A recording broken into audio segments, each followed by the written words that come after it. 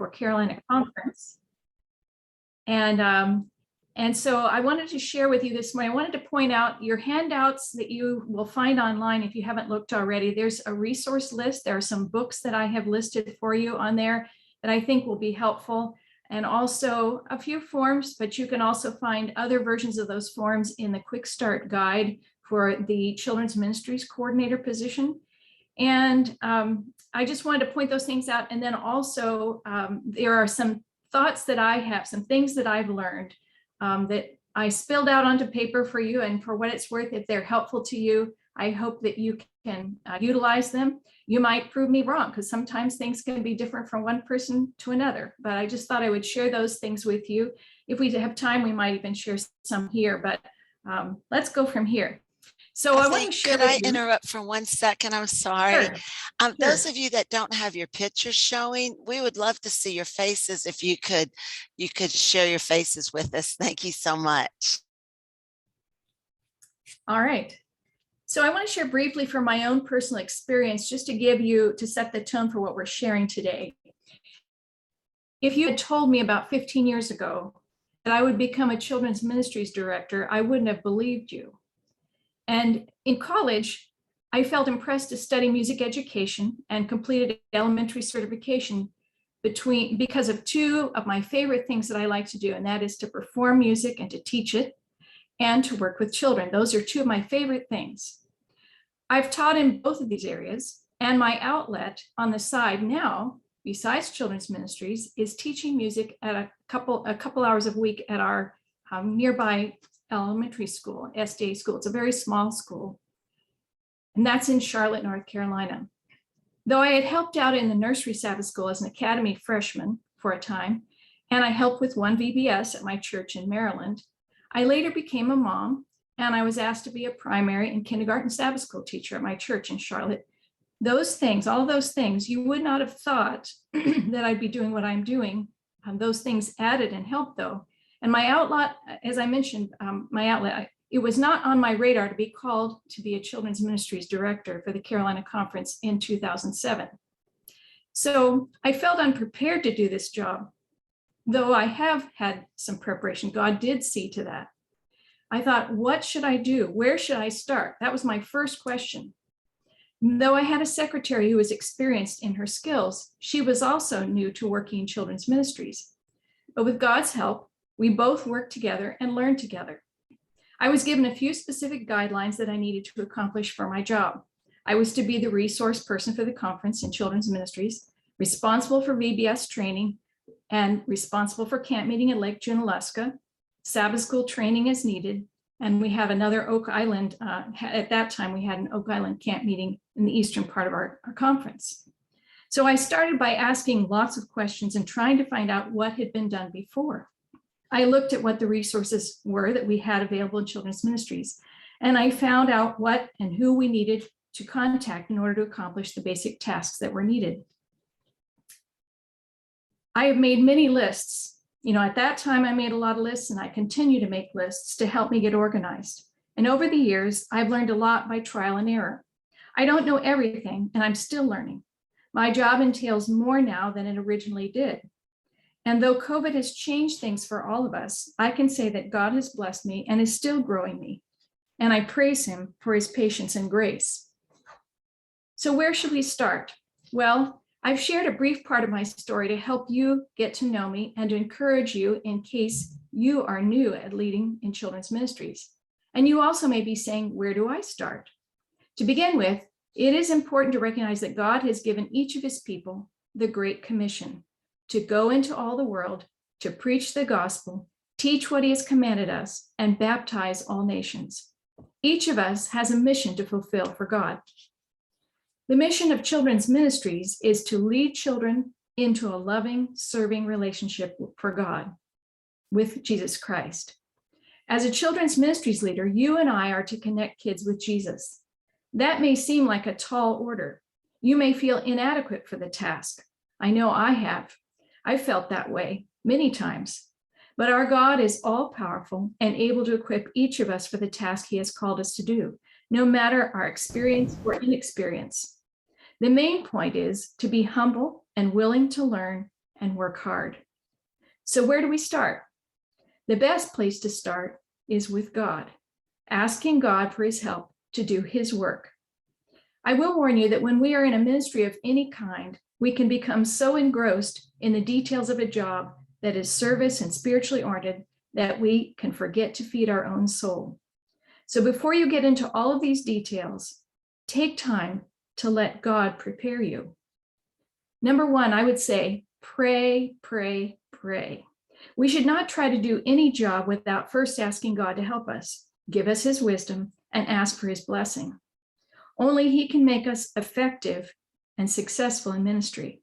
So let us take time to have a conversation with God and share with him our excitement, our joys, our sorrows, our concerns, our confidence in his leading, whatever is on our heart.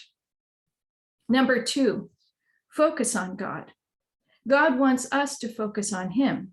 We need to feed our souls. We need to take time to be still and know him. How do we do that? By finding a quiet place, humbling ourselves, and waiting on God to give us counsel. Let us read his word, because his word is his voice to us, asking him to help us know what he wants us to learn from it. We need to fix our eyes on Jesus, as Hebrews says, and not get entangled with the distractions of sin. Each of us should stop to consider daily, what distractions in my life are keeping me from a closer walk with Jesus? What distractions in my life are keeping me from the mission God has set for me and my ministry? Ask God to empower you to keep seeking a close relationship with him so you can focus on helping others to do the same. Number three, take time to care for yourself. Are you taking time to care for yourself? Are you taking care of yourself? Taking care of your body? Taking time to relax? Getting exercise? I know that's one of my big things that helps me to be happy and helps me to be more relaxed. Are you taking time to get rest? Are you eating right? Are you going to regular medical appointments? What about your mental health? Are you taking time to step aside from children's ministries and breathing? We heard this morning about the importance and the benefit of breathing deeply. Are you being refreshed? If you make time, you will be blessed and your ministry will be better. Number four, build your relationships. What about your family relationships? Are you spending quality time with your family? Are you taking time to stay in touch with your friends? Do you have someone to whom you can confide in, to go to for counsel and encouragement, and you can provide the same blessing for them? It is easy to be a lone ranger, so focused on what we are doing that we miss out on what God wants us to experience with those who we are or who should be closest to us. Let's take time to feed our relationships. Number five, keep on growing. As Ryan Frank from Kids Matter says, a successful leader is a growing leader. Make sure you are growing as a leader, in addition to your personal relationship with the Lord. Read books, form relationships with other children's ministries leaders in your area and across the nation. Attend a conference like what you're doing now. Watch a webinar or listen to a podcast. Look forward in your ministry as a leader and grow. In case you weren't sure where you are, this is organizing and leading a ministry for children. So let's find out now what our task is. Being a children's ministry leader may seem like a daunting task when we don't know where to begin, but this is such an important task that God has called us to do, and he will equip us to do it.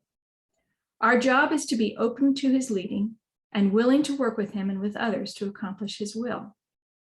Before we talk about the nuts and bolts, let us first be motivated to mission by this startling thought, at least it was to me. In today's world, children's ministries leaders may be one of the only voices for God in the lives of many children. Think about it. With parents too busy to take time for family worship or instructing their children in spiritual matters as God commands them to in Deuteronomy 6:4-9, and with many children going to public school instead of an Adventist school where spiritual training is part of the curriculum, we as children's ministries leaders have an important responsibility to speak for God, to teach them that God loves them, that Jesus has saved them, He died to save them, and to invite them to accept Jesus as their personal Savior so they may live with him eternally. What an exciting opportunity we have to partner with God and work as a team with other children's ministries leaders to connect our kids with Jesus. I'd like to share several short stories with you, and I think by way of those, you can gain some extra insights that will help you in children's ministries. This story is about the Brooklyn Bridge. An engineer named John Roebling was inspired by an idea of building a magnificent suspension bridge connecting New York with the Long Island. He had put forward his idea to the bridge building experts throughout the world, but no one was interested even to think about it further and asked John to forget about it. According to them, it was a very difficult task, something which had never been attempted before, and they thought was not practical either. Roebling, however, was determined and would not think of ignoring his dream. He thought about it day and night and wanted to share it with someone who would believe in his idea. John's son, Washington, was a naive engineer then. He trusted his father's vision and believed that the bridge could be built. John and Washington worked together for the first time, developed concepts of how the bridge should be built. A big challenge lay before them, but they were ready to face it as they had excitement and inspiration deep in their hearts. They hired their crew, and the construction of their dream bridge began on January 3, 1870. The project started well, but after a year, a tragic accident at the site took John Roebling's life. Hence, Washington took over and was in charge of the bridge. However, after a few months, Washington too suffered a paralyzing journey, which left him with a certain amount of brain damage. He was not able to walk or talk. With no one to supervise, the construction stopped. Everyone around the world was negative about the future of the project and felt that it should be taken off, as only the Roeblings knew about the plans of construction for the bridge. These remarks hurt and shocked Washington, who lay still on the bed of his hospital. His desire and enthusiasm was still alive. He wanted to get up and continue his work, but his physical condition did not allow him to. Washington could move only one finger, and this gave him an idea. He called his wife, Emily, and tapped on her arm, indicating her call to call back the crew and the engineers. This worked well as Emily started understanding Washington's indications by just the tapping of his finger. She conveyed his instructions to the engineers, and soon the construction of the bridge was back at full swing. For the next 13 years, Washington gave instructions by tapping on Emily's arm, and she patiently decoded the messages and relayed them to the crew. The bridge was finally completed and opened with a big celebration in May 1883. And his wife was the first one to go across the bridge. Today, the 5,989-foot Brooklyn Bridge stands over the East River as a tribute to the victory of John and Washington's strong spirit. It was a tribute to their willpower and their determination. It is also a tribute to the engineers who had faith and trust in a man who was half paralyzed and was considered silly by half of the world. The bridge also reflects the love and affection of Emily toward her husband. The story of the Brooklyn Bridge portrays a very good example of having a vision, believing in it, then pursuing it with a never say die attitude and lots of love. While we're at it, let's talk about another famous bridge. And I share these bridge stories because in the original North American Division certification, they have bridge building activity. And activities, I should say, and we can't do those via Zoom very easily. So I'm sharing these stories with you instead. So the next story is about the Golden Gate Bridge. What a marvel San Francisco's Golden Gate Bridge is. Just consider one aspect of this engineering marvel of the cables. At the south end of the bridge, a cross-section of one of the two main cables is open to public view. And I've ridden across that bridge. It's huge. When you look at it, you think, wow, that's one honkin' cable. The diameter is slightly more than 36 inches. The length is 7,650 feet, but it gets even more interesting. There are 27,572 wires in each of those cables, with a total length that could stretch for 80,000 miles, more than 3 trips around the Earth. I like to think of a cable like that as a perfect illustration of teamwork. If we gather small groups or large groups of people, let them wrap together and form a bond in the unity of the Spirit, they become like the individual wires that make up the strands that make up a larger cable. They move as one. They have the strength of many. The weight of the main cables in the Golden Gate Bridge totals 24,500 tons, which means the bridge carries the suspension weight of 49 million pounds, all hanging by 2 mega cables. The reason the bridge can stand and can carry the weight of multitudes of vehicles is because of a biblical principle uttered centuries ago. 2 are better than 1 because they have a good return for their work. If one falls down, his friend can help him up, but pity the man who falls and has no one to help him up. Also, if 2 lie down together, they will keep warm, but how can 1 keep warm alone? Though 1 may be overpowered, 2 can defend themselves. A cord of 3 strands is not quickly broken. That's taken from Ecclesiastes 4:9-12. This writer, Craig Jutila, says, I've seen videos of earthquakes trying to bring down the Golden Gate Bridge. I've seen that bridge swinging and twisting and warping, but it doesn't break, it doesn't bend, and it doesn't fall because 27,572 strands hang tough together. I have yet one more story about leadership, but this time it's not about a physical bridge, but another type of bridge. This is about Canada geese. The Canadian geese are an excellent example of good teamwork. We can learn from these birds who follow their leader. They show concern for one another by landing when one of their flock is injured or ill and staying by the weak one until it is able to fly again or dies. When the lead goose tires, another moves into the into lead position with a fresh sense of direction and energetic stamina. Excuse me. And if you've ever been outside where these geese fly overhead, you've heard them honking. According to one naturalist, the geese honk to assure their leader that everything is all right in the ranks and that the whole flock is following enthusiastically.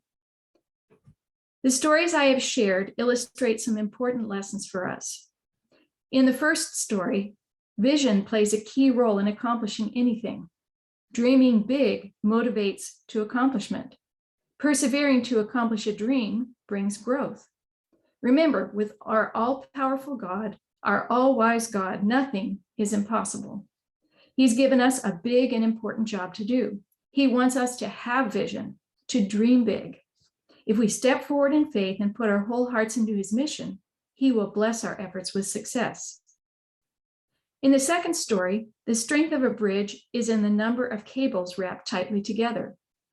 The more we, as children's ministries leaders, team up and work tightly together in the unity of the Spirit, the stronger we are and will be in our ministry together for children. Number 3, in our third story, a team cares about the leader and about one another. And the team, of course, are birds, but that applies to human beings too. We are not children's ministries leaders for our glory, but for God's glory alone. So let's take care of one another and let's work with each other, and God will make amazing things happen. Making this personal, let us be a person who dreams big and sees possibilities. Let us share our plans with our team. Let us encourage our team to work together as a team. Let us be detailed and careful in our planning and organization. Let us be persistent. When something doesn't work, let us look for another way. And let us care for and support each other. When people work, things happen. When people work together, better things happen. When people together with God, they work together with God, eternal things happen. And that's the one I want to be, someone who works together with God, because that makes all the difference. So now let's talk a little bit about being a leader. We won't be able to go into depth on all of these things, but give you a few things to help you think about being a leader. And I know even though I've been doing this for a long time, even though I've been a teacher in the classroom, even though I've been a mom, all of those things help me, but I'm still learning. And I even picked up some more things by working on this presentation.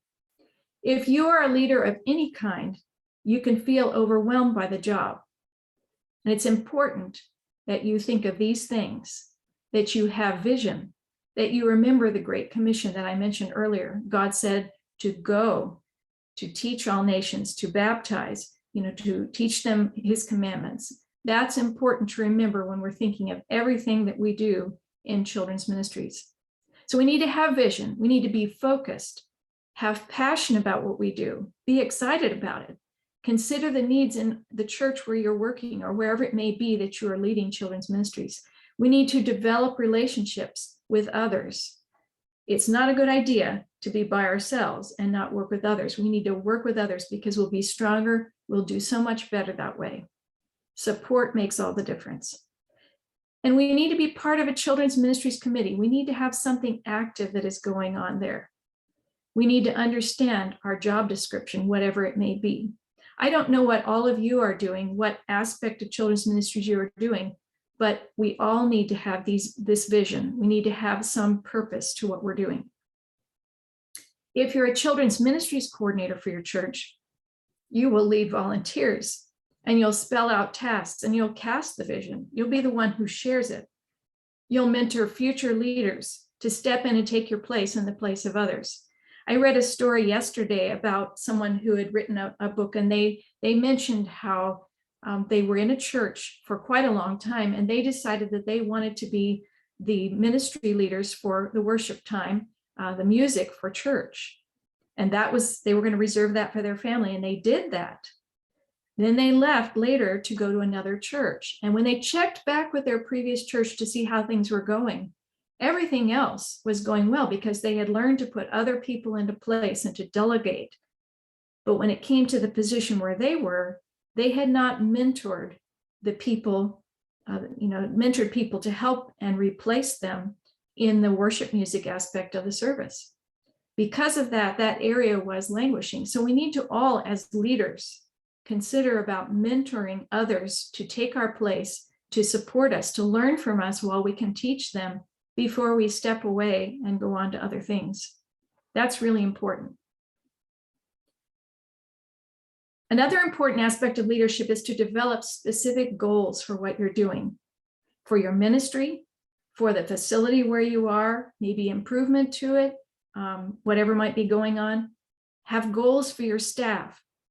Have goals for the children that you work with, and have goals for the parents of those children, because those parents are important partners with you in ministering to children, their children. It's important as a children's ministries leader to develop policies that work, to have a team handbook and a parent handbook, or at least to have information that you can share so that people are informed. It's important for your staff, for your parents also, to know how to deal with emergencies, with sickness, with child safety or abuse, with incident reports. It's important for the parents to know how things will be dealt with by you and your staff when their child is in need. Another really important part of being a children's ministries leader, especially if you are responsible for a group of staff members, is to develop volunteer qualifications, to develop a job description of what each child's ministry person would be doing. You need to look for people who care about children and who have qualities that fit the job description. I know when I'm looking for people to help with camp meeting, it takes a large staff to do that. We do a 6-day camp meeting, including Sunday night before. So it goes from Sunday night through Saturday night, the following weekend. And I look for people who are excited and really want to work with kids. That means a lot because then they'll go the extra mile to make a difference. Keep that in mind when you have to look for people who are qualified as well. A big part of being a leader in children's ministries is to recruit volunteers. And there's a lot written about that. In fact, I have a bunch of my books behind me that I would share with you. And if you have questions at the end, you want to see something particular, let me know. And I will recommend, actually, I'll stop right now and recommend this book. It's called Growing a Healthy Children's Ministry, and it's in your list that you'll have. It looks like a little garden. I don't know whether you can see it, maybe not. It's hard to see, but anyway, it approaches it from the aspect of someone who is a gardener. That book has so much detailed information, and there are a number of the books that I've put in the list that will really be helpful to you. If you don't have them and you want to know more about how to be an effective leader, I would encourage you to get those books and to read them. But anyway, yes. Sorry. There was just a That's question okay. in the chat. Question in the chat of like, what are some specific ideas to mentoring others? I think she was referring to the part where you were discussing how when the people left, then that the church suffered. And I guess I want to bring it to your attention. Sorry. So you want to know more about that? Yeah, like some specific ideas of how to mentor others to make sure that that doesn't happen. That if when you leave, it doesn't, fall apart. Right. And it may come up later in my notes, but I'll be happy to say something now. I do think, one of the reasons we're losing some of our young people and some of our people in our churches is because they don't feel needed. They sit in the pew and nobody may even speak to them. They may not be noticed. Some of the people who might really like to be involved, they just kind of wait for someone to come to them. And this is a key. I'll probably come on it again and I'll repeat it again, but people are waiting for us to invite them personally to volunteer and to help them. And I point that out because one of my VBS leaders at the largest church in Charlotte told me one time, she said, I got up front and I announced that we were doing VBS and I called for volunteers and I made this announcement, a general announcement in church, please, I need your help.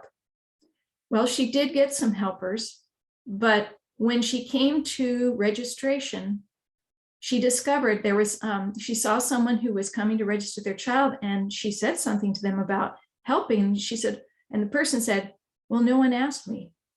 Now, maybe they weren't there for the announcement, but what that points up is that people really want to be invited personally. I know I can be on the shy side and I'm not always comfortable with going and saying to someone, well, I can do these things for you.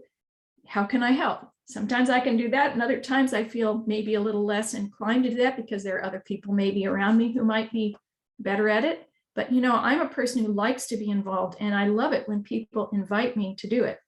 Doesn't mean that I always wait for someone to ask me. Sometimes I'll just say, hey, if I can help in any way, please let me know. Sometimes people will say, yes, please. And other times they might say, well, I have it all set up, but thank you. We shouldn't be too touchy to be willing to step aside if they already have it set. But in most cases, most of us in children's ministries will be happy for any help we can get. So that's talking about a personal invitation.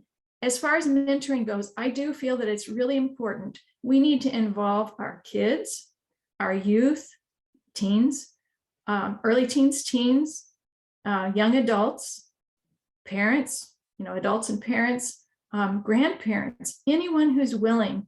There are ways that we can utilize them. And I want to encourage each of us to consider doing that because it will make a big difference. For me, I have a daughter who we adopted from China. We have a son from Ukraine and a daughter from China. Our son is an adult. I'm actually at his house right now. And our daughter is a junior in high school at Mount Pisgah Academy. She grew up we got her when she was the last 20 days of 3 years old, and she grew up with me doing children's ministries. And I have chosen to involve her and gotten her involved in many things, and she's such a big help. So now I've mentored her. So somewhere else, someday, somebody will hopefully call on her and say, hey, could you help us? And she'd be able to say, yes, I'm ready to do it. Or maybe she'll even jump in. She's actually getting ready to go to Alaska on a mission trip, and they're going to be doing VBS, and she's experienced at VBS, so she's ready to go. Anyway, I point those things out. I think people need to know that they are needed and wanted. Every one of us has a mission to perform. And so if we can invite them to be involved, that will help. I guess I'll go ahead at this point and mention a little further, and then I'll go on. We need men. And I'm so glad to see some men here, some young men, and it's just a meaningful thing to have men involved. I was first introduced to the importance of having men as mentors when I went to teach at my very first job in Maryland. We had a second grade teacher.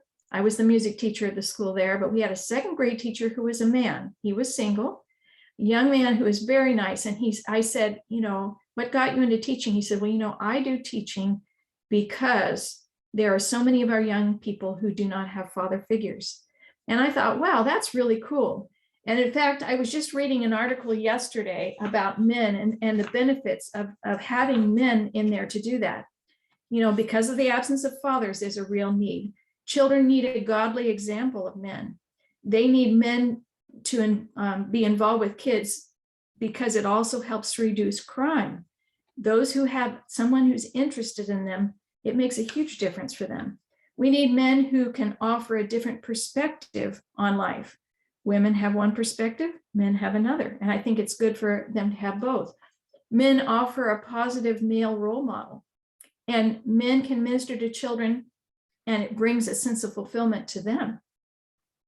Men, and those of you who are here, we need you. So please invite other men to come and join. It really makes a difference. And it's interesting, the comment was made here, the ministry of men fulfills prophecy. The last promise in the Old Testament is that God will send Elijah the prophet before the coming of the great and dreadful day of the Lord. And he will turn the hearts of the fathers to the children and the hearts of the children to their fathers. What better way to help fulfill this prophecy than to volunteer in children's ministries? So men, thanks for what you're doing. Please keep it coming and bring some more with you. And ladies, thank you for what you're doing for the kids. So let's go on just a little bit. I hope that helps to answer a little of your question. And if you have further questions, please go ahead and share them with me at the end. So recruiting volunteers is extremely important. And personally, inviting them, as I mentioned, is really important to show that and looking for people who are really interested in working with children. And then assessing where to place them is important. We wouldn't want to put someone in a job that doesn't fit the qualities that they have or the abilities they have. You know, for instance, if my best work is in doing crafts and somebody puts me in another area to do music and I'm not musically inclined, that doesn't work as well, right? So we want to look for people where their giftedness is, to find out from them what their giftedness is, what they feel that they do well, and also find out what their interests are, because they'll do a better job if it's something they really want to do. As I mentioned, and I guess it was coming up next in my notes, you know, oftentimes it's women, those of us who are doing children's ministries are women, but it's good to have men. And I will mention this example I didn't say before, and that is that, you know, it's good to have our pastor come in and tell a story, maybe even in costume. I know my husband, he dressed in a Bible costume when I was a leader, and he came in and did a Bible story for our kids. And I think it really makes it fun for them to have someone else come in and share in that way. I mentioned already about different people we can have involved. And anyway, so I think it's important to recruit people and catch them where they're gifted, where they're interested, and involve them in those ways. Now, some people don't want to take on the responsibility of being a leader in a division, or maybe even, you know, I mean, to look over a whole area. But that's where we can involve them in small areas. We can have, for instance, I don't like to take our youth out of their Sabbath school much, but if I do want to invite them to be part of it, I can say, would you be willing to come in once a month? And it could be a specific Sabbath or whatever you want to say, but once a month. And would you come in and share a story with the kids? Or would you be willing to come in and share your musical gifts and do it on an occasional basis so that it's not constant, maybe even only for a period of the class, and then they can go back to their class and join in that way. We can still utilize volunteers that way, and we can actually involve more people that way and not burn a teacher, you know, the leader out if we have people who are involved. Of course, one thing that is challenging when you have a lot of people involved in a situation is that you have also the time that's involved calling and organizing, or contacting and organizing people to come. But you know, God wants us to use our gifts, and what better way than to involve people and ask them, would you be willing to help in our Sabbath school? What do you like to do? How can we utilize your gifts?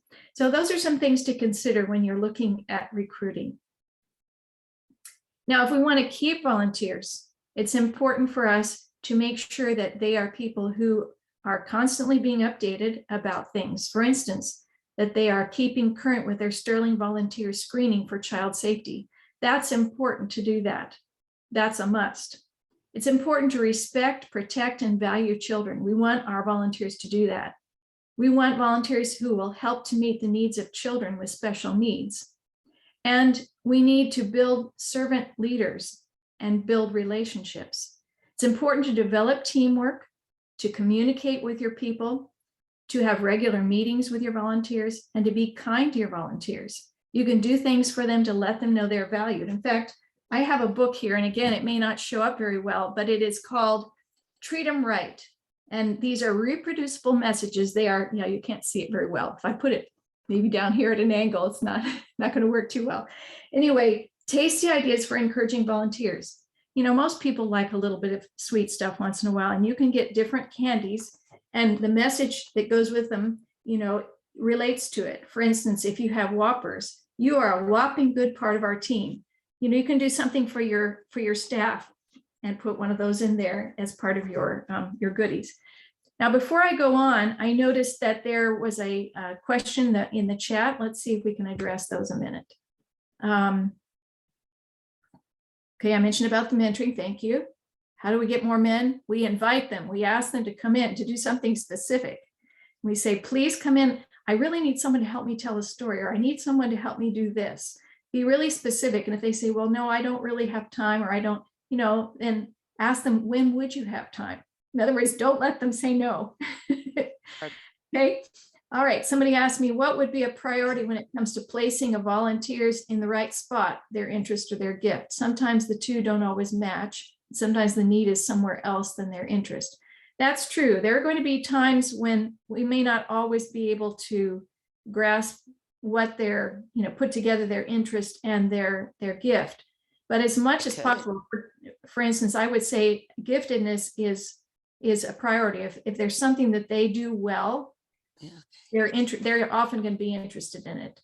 And if even if they don't quite match up the gift and the interest, I think to invite them and say, would you be willing?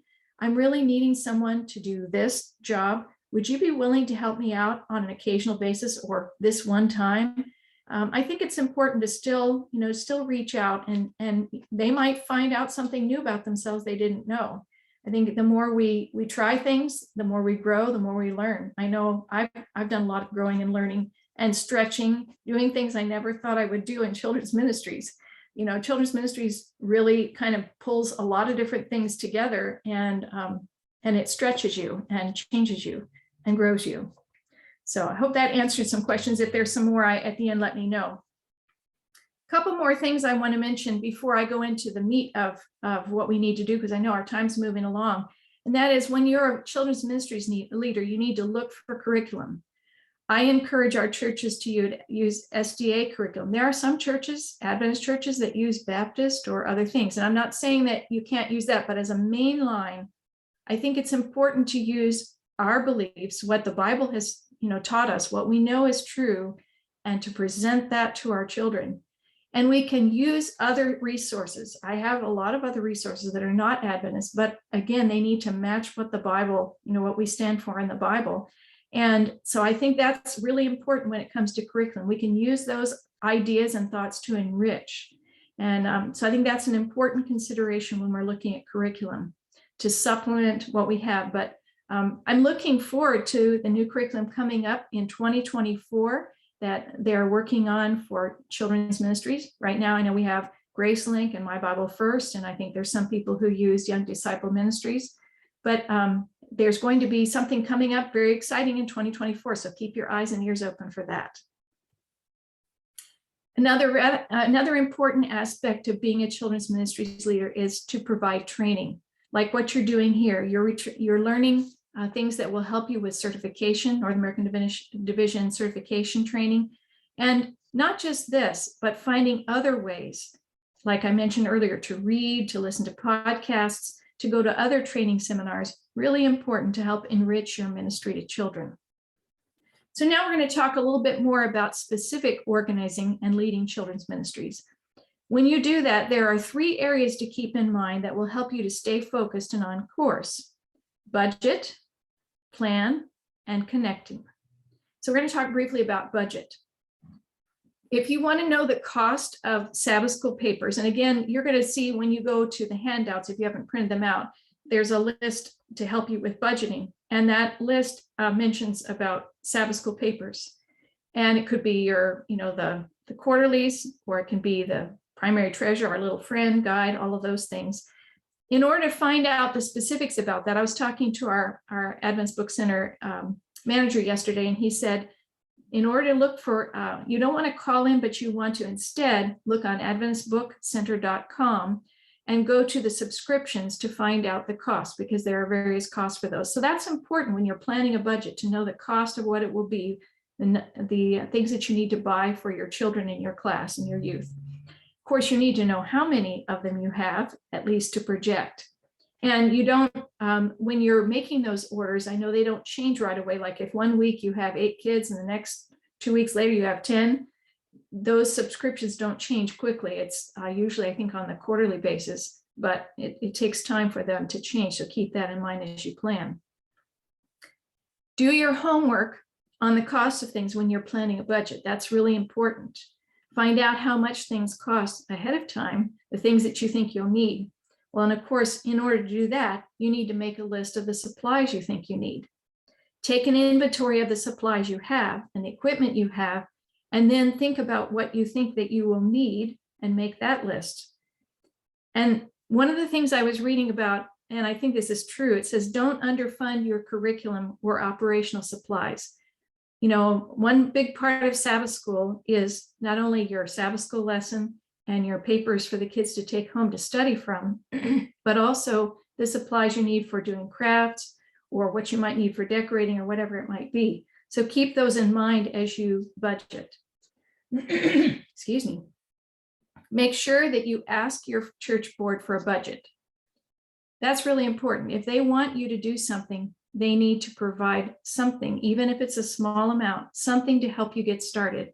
And then you can supplement that with asking for donations or maybe raising some funds if you need to. But just like building a bridge, it needs money, so does children's ministries. Anything worth doing well, you need to spend something for it. Our children are important, and I think that's one of the chief things that we as children's ministries can do. We can promote the importance of the ministry to our children and ask for help from our church board. Unfortunately, I think a lot of the time, the last thing that people think of is children. And I know that because sometimes I'll have pastors who will call me and say, do you have something? Quick, I need something, you know, because we're going to be doing an evangelism program and we really need something for the kids. And I understand doing something for adults, it takes a lot of time and energy, but let's not forget the kids too. So let's make that a point to really not let our kids fall between the cracks. Jesus reminds us that children are important to him. So we need to keep that same attitude. The amount of money that we have to work with may be small, but we can look for ways to use it wisely and be able to do things that will help us provide for our children. Ensure that you can have a supply room or a storage closet or some kind of adequate storage in your classroom. I know I was a member in a small church. We had to purchase in a couple of the rooms. There were no closets they had built in. And so we had to purchase furniture for that. Another one, they had a large closet, so that was good. But I think having a place to put the things that you have is really important. Ensure that you have a supply room and make sure you use, it helps anyway for me. I know I have a large closet in the garage at our conference office where I store our things that we need to use for camp meeting, you know, stuffed animals, decorations, all those kinds of things. I put them as much as possible, either in clear plastic boxes so I can pick them out right away, or in large like contractor plastic bags or trash bags, or if you need 2 boxes, but it's good if you can use something where you can pick it out right away. Very important. Explore what each classroom already has and make an inventory list, as I mentioned, and then find out what the classroom will need, each of the classrooms you have, what they'll need on a quarterly basis, including the cost of what it is that they need. Ask your people who you're working with to maybe do a little research and find out what they're wanting and how much it would cost. And then prioritize how you will use your budget. What is the most important thing you need and what can wait? If your budget is small, consider how you will make up the shortfall, or maybe, like I mentioned, by doing some fundraising or asking members to donate, or the labor, what it'll take to make sure it can be accomplished. Maybe it's having somebody build something in your classroom. And if people are willing to donate, that helps a lot. So your handouts, as I mentioned, you can find out, it shows about a form for doing budgets, a sample budget, and it can be adapted and modified for any projects you want to do. And like I mentioned in the, I have here, the Children's Ministries Coordinator Guide, the Quick Start Guides, they have other samples there, so you can use that instead. It's the same information, just displayed a little bit differently. So when you do that, you'll want to make up a yearly budget and mention your resource needs, your publishing house needs, maybe the decorations you would need, audiovisual things that you need, and then your individual budgets for each classroom, beginners through early teens. Those things will be needed in particular as you make up your budget. Since every program will have a different need, a specific budget would be necessary for each program a church sponsors, and it will need to be planned on an individual budget sheet, as I mentioned. And the total for each program would then be entered into a master budget. On the second page of the forms that I gave you, it also have listed here, excuse me, outreach activities. For instance, Vacation Bible School, child evangelism meetings, neighborhood Bible clubs, excuse me, nurture activities like weekly church bulletins, children's newsletter, baptismal classes, adventure club, Pathfinder club. Those are some other outreach activities that could be in your budget. And of course, you would need to be working in conjunction with those ministries in your church if you are a children's ministries coordinator. If you are an individual Sabbath school leader, then of course you won't have to do as much of this. So that helps, but you'll be responsible for helping to provide what is needed for your Sabbath school. So when you gather it all together, you put all of those things in one place and then present it to the church board. And of course, ask them, what can we do? How can we plan? What can we count on? And then go from there. So that's a little bit about the budget. After you've worked on a budget, the next thing you need to do is plan. And another function of a leader is to plan a calendar of events, the programs that you want to do during the year, all through the year. And you want to make sure that your people in your church, your parents, your pastor first, your church board, your parents and your children all receive that calendar. And of course, it's important to be able to use social media, to use Google Docs, to share that with parents, to use technology. And, I can speak, I know I'm older, but I can speak for the fact that I'm learning a little more at a time. And I think it's really important for us to stay up with the times as teachers and as leaders. We mustn't let these things stop us. We can get help. And I know two of the people I count on are my son and my daughter, or another young person. They can fill in the chinks of things that I don't know. So thank you, young people, for helping us out. In your handout, there's also a form for planning for special events. For instance, maybe outings or field trips. And I won't go down through it. You can look at it. But I just, it talks about very specifics. I guess I'll just mention quickly. You want to put your goal for the event, the place and the time and the date, your budget for it, your transportation, your admissions, the cost would be, your food and lodging if you're going away, who's invited, and the place where you're going to have the meetings, the personnel who are involved, the time that you'll spend. Maybe you need to set aside a special meeting to organize that event, how you'll promote the event, and the resources you'll need. Those are important aspects when you're doing something for special events. If you're doing a training event, it's important to know who's responsible for what. And again, the location, the date, the time, the budget, the speakers, the resources, music leader, instrumental leader, and those kinds of things. How you're going to promote it, the logistics of the tables, the chairs, the equipment you need. Those are some of the things, the handouts, the registration, like what we've been attending here. That took a lot of behind the scenes work to do it. Of course, we need to plan children's ministries programs and activities, but let's not overplan and burn ourselves out. It's better to do a few things and do them well. And it's important to not feel like we have to do every church program that I'm going to mention here in your church. In fact, it was suggested in some place that I was reading that 3 to 5 programs is a good number to do a few things and do them well. For instance, Sabbath school, I think that's a must, of course.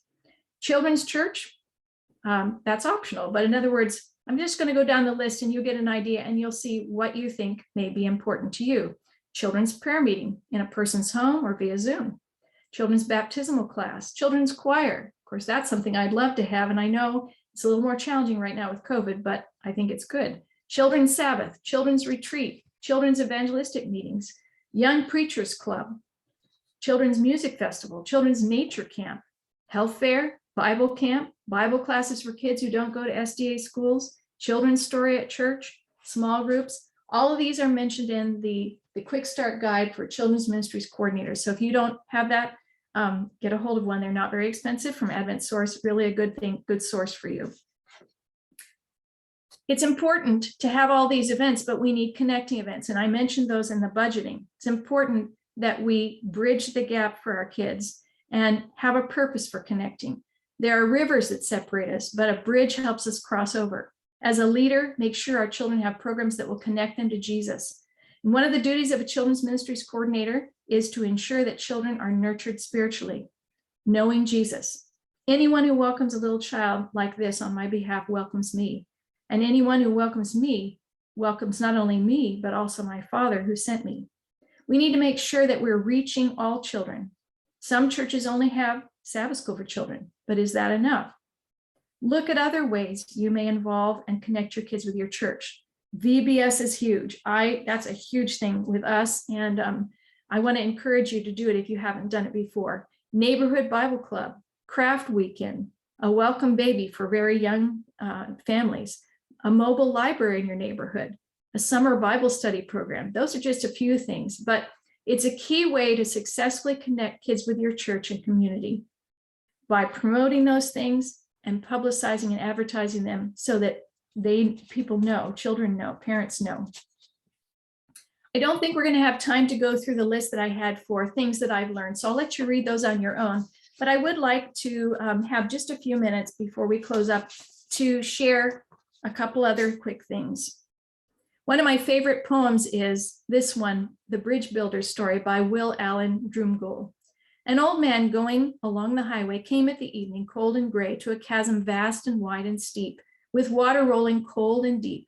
The old man crossed in the twilight dim. The sullen stream had no fears for him, but he turned, went safe on the other side, and built a bridge to span the tide. Old man, said a fellow pilgrim near, you are wasting your strength with building here. Your journey will end with the ending day. You never again will pass this way. You've crossed the chasm deep and wide. Why build you this bridge at eventide? The builder lifted his old gray head. Good friend, in the path I have come, he said, there followeth after me today a youth whose feet must pass this way. The chasm that was as naught to me, to that fair-haired youth may a pitfall be. He too must cross in the twilight dim. Good friend, I am building this bridge for him. You know, sometimes it's that 1 minute, that one touch we have with children that makes all the difference in the world, that saves them, that bridges the gap. So let's always be aware and be paying attention to that, because it's really, truly an important thing. I want to close with this story. And the story is called Emily's Prayer. And it really made the point to me when I read it, and I think it will do it for you as well. This is why we do children's ministries. One of the most beautiful examples of the significant effects of a prayer focus in our ministry came over a period of several months, and it involved one fourth-grade girl. My assistant was teaching a lesson in children's church on the power of prayer and how to pray at the beginning of a series of lessons. As she asked for children to express their need for prayer, a girl named Emily raised her hand. Little did we know that that simple childlike act of raising her hand would begin a series of events that would transform Emily's life. Emily stood to tell her need for God's help with bullies at school who were making fun of her. We had other children encircle her, lay their hands on her, and pray for God to protect her from the hurtful abuses of others. Emily came back the next week glowing as if she had been on the mountain with Moses. She stood and told the rest of the children that nobody picked on her during the whole week. She was bouncing with joy. The whole room applauded. God had proved his personal care for her. This was only the beginning of Emily's encounters with the caring Father. At the end of that series on prayer, my assistant taught the children the value of keeping a record of their prayers in a prayer journal. We passed our prayer journals to nearly 250 children. Obviously, this is a large church, and this particular book, this one I talked about, Growing a Ministry, it's a huge operation. So you can apply what works for a smaller church too. But anyway, so they had 250 children with a challenge to write their prayers down and then highlight the answered prayers with a highlighter. For months, the children brought their prayer journals to Children's Church excitedly, wanting to show us the highlighted prayers. Then Emily brought hers. Emily's prayer journal was full of prayers. She meticulously wrote down the exact words and then signed each prayer with the words, "Your daughter, Emily." She hadn't highlighted any prayers, so my assistant asked her if any of them had been answered. Emily said that she knew many of them had been answered, but she didn't have time to highlight them. My assistant laid aside the lesson while she called Emily up to the front and went through the journal one prayer at a time. After reading each prayer, she stopped and asked Emily, "Did God answer this one?" At first, Emily's responses were a simple yes, but as the time went on, she grew more and more excited. The children witnessed a significant moment in Emily's life as she realized that every prayer had been answered. We were in tears as the lesson for the morning was taught by God himself. The little girl who once asked God for help with bullies as her first introduction to personal prayer was now a prayer warrior. Anytime we have prayer times now, there is Emily right in the middle. God knows what he's building in her, but for now, all we can do is pray. That story really underlines the importance of being a children's ministries leader. Yes, all the things I've shared with you, there are important parts to it, but let's not forget what's most important, that we connect our kids with Jesus. Great leaders don't set out to be a leader. They set out to make a difference. It's never about the rule. It's always about the goal. So I want to invite each of you, let's be leaders, bridge builders who make a difference and lead our children to Jesus. I know we don't have much time for questions. Anybody have a question they want to ask? You did an awesome job, Kathy. It was very good. I apologize for not being able to get those chats. It wouldn't let me unmute for some reason. Well, that's okay. Yeah. That's okay. It took me a little bit to get warmed up. I'm trying to wake up. You did awesome. Going, but thank you all for listening and for being here. Anybody have a question before we close? I just wanted to know where we can find resources about the ideas for children ministry that you were mentioning, like the nature camp, the mobile library, and things like that, like the children's Sabbath. Well, you know, they don't go into detail in the coordinator part, but if you have this, I was going to share this. If you have any questions about that, I would be happy to look for resources for you. And you can reach me. I'll give you my email address. It's K as in Kathy. Okay. And then Russell, Russell. Okay. At Carolina. Okay. SDA is in Seventh Day Adventist.org. I'll say it again. K Russell at carolinasda.org. And I'll be happy to look for them because I have a great interest in nature. I love library books. In fact, I've got library books that I need to donate to some schools and, you know, just all kinds of things. So I have interests, and if I can be of help to anybody, please let me know. And thank you for being attentive. And let's close with prayer. Father, thank you for this opportunity to be together. I ask that you would inspire each one of us to be that bridge to the children that you want us to be. Help us to love them for you and help us to bring them to you. In Jesus' name, and thank you. Amen. One quick announcement. If possible, when you take your lunch, please don't log out. Just stay where you are. You can just, put your picture off, but just leave yourself logged in. And then we'll come back at 1:30 for the next thing, which is actually going to be one of the rooms that you go to, and you can ask questions and all of that. And I'm looking here, it's going to be the ministry booths, and there's going to be 4 rooms. There'll be Life Talk Radio, My Bible First, Radical Rescue, and Voice of Prophecy. So I hope everybody has a good lunch. And once again, thank you so much, Kathy. We really enjoyed it. Thank you. You're welcome. And thank you, Linda, for helping us. I appreciate it. Thanks, Linda. I have a question. Yes. If we don't have any questions or anything, do we still need to go into that ministry room? If we don't have any questions or comment, is that a requirement for the certification? No, that's not a requirement for the certificate. That's just additional information. So if you Okay. don't want to do that, then your next workshop will start at 2:30. Okay, and that's Eastern time, right? Because I'm on Central. Yes, that's Eastern. Eastern time. Yes. All right, thank you. I'm You're on very Eastern welcome. time. I'm on Eastern time as well. I mean, on Central time as well, and I'm from Eastern time, so it makes it challenging. It gets confusing, doesn't it? It does. It does. Now, one other question for you, Linda. If I'm presenting a little later in a different room, so I need to go out of this room, right? You could, yeah, just leave this room, and then whenever it's time for you to present, just come back in and she'll put you in the right room. Just change your code by your name so she'll know Right. where to put you. Yes. Okay. Thank you so Okay. much. Have a good Sabbath. Thank you. You Quick too. question. Uh-huh. You said what's the breakout to ask questions? What is it again? Oh, the topics that are going to be talked about at the ministry booths. It's going to be Life Talk Radio, My Bible Friend, Radical Rescue, and Voice of Prophecy. So there'll be 4 different rooms. You could choose whichever one you want to go to. Okay, so how do I get to it again? When you come back from lunch, they'll Mhm. move you. Just Okay. don't log out, because then, you have to come all the way back in and everything. So just stay put. Okay, and that's at 1:30? 1:30. Yes. Okay, thank you. You're welcome.